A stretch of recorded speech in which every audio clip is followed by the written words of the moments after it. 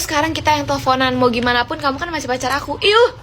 Ceritanya cerita kalian lagi, tapi kali ini ceritanya soal percintaan bocil SD. Gendernya kita sebut saja Ira namanya. Jadi ini dia cerita soal dia pacaran dengan Backstreet. Jadi awal mula dia pacaran itu karena si cowoknya ini ngechat si Ira duluan dengan bilang save ya Bambang. Nama cowoknya Bambang. Si Bambang ini adalah teman rumahnya si Ira dan dia juga merupakan kakak kelas waktu SD si Ira. Tapi posisinya sekarang si Bambang udah SMP. Nggak cerita akhirnya mereka jadian. Tapi si Bambang bilang ke si Ira, kita Backstreet aja ya. Kenapa Backstreet? Nggak tahu. Emangnya gue Ira? Dikira gue dukun kali, bisa nebak. Yakin si Bambang nih kalau ngajakin si Ira main, jemputnya depan gang pasti.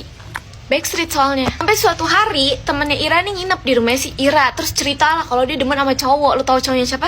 Cowoknya si Ira. Kok bisa? Kenal dari mana? Jadi memang temennya Ira ini tuh udah kenal gitu sama anak-anak di perumahannya si Ira. Termasuklah kenal dengan si cowoknya ini, si Bambang. Ira nih gak cerita kalau misalnya dia udah jadian sama si Bambang, kan emang mau Backstreet. Sampai di mana Ira bilang, oh ya udah kasih tahu aja. Maksudnya si Ira nyuruh confess tuh sama temennya. Temennya nih kita samarin aja namanya Lela. Kiranya Ira tuh kayak si Lela ini gak akan berani kan? Ternyata dia berani. Dia confess di depan semua orang. Jadi mereka lagi main, terus habis itu si Lela nih confess ke si Bambang di depan orang-orang, termasuk ada si Ira juga. Bukan sampai situ aja. Ini yang bikin shock Ira adalah jawabannya Bambang. Karena apa? Diterima tuh. Abis diterima dia berpelukan. Lihat abis lu pada berpelukan. Gak cuma sampai situ aja. Malamnya si Lela masih nginep di rumahnya Ira. Terus mereka ngapain? Telepon-teleponan. Ih, gue kalau jadi Ira tuh ya, kalau si Lela telepon-teleponnya pakai wifi gue matiin tuh wifi gue. Terus udah kelar teleponan, si Lelanya udah tidur, nggak lama si Ira yang ditelepon sama Bambang. Lu tahu si Bambang ngomong apa ke Ira? Ayo sekarang kita yang teleponan. Mau gimana pun kamu kan masih pacar aku. Iuh.